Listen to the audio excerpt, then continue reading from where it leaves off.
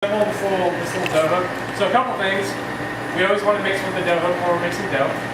Dough hook mimics the kneading motion and it pulls it together. We want to pull the dough together. The other pieces there are, they're going to tear the dough apart. They're going to rip those molecules. Here we want to bring it all together. So again, it's coming, anybody want to smell? It's coming to life. Get a little bit of yeast activation. So the water's a little bit cooler.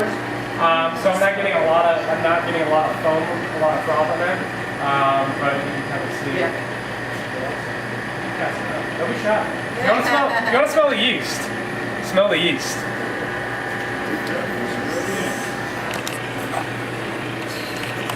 Alright. So first thing I'm going to do is I just want to kind of, I'll pour in my oil and my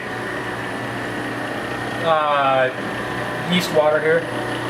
Could be a better term than yeast water. So I'm going to let that incorporate for just a couple seconds, and then I'm going to take in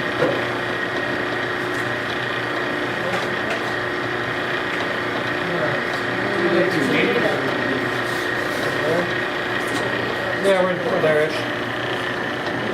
I mean, liters and quarts are close by some approximation. And then what I want to do here is I'm going to slowly pour my water in. When I do this, I want to make sure that my water's evenly incorporating into the flour. Because what happens if I just take it and I dump all that water in there? Well, what's actually going to happen is if I pour it all in one spot, it's all that flour is going to absorb into it, so it's going to be harder to pull. What that's going to allow me to do here is make sure all that flour that sits on the bottom is actually hydrated. Again, if I just throw the water on the top, it's going to take a lot more work to get that water on the bottom to be able to get that dry raw flour on the bottom hydrated.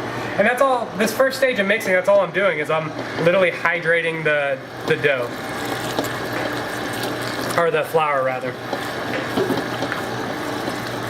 Oh. So what I want to do is once I get all of that water in there, I'm going to just mix it for a couple minutes to here I'm incorporating all the ingredients. So this first stage is I'm just kind of pulling everything together, and this is what, if you read any baking books or any bread books, a lot of authors and a lot of bread people call this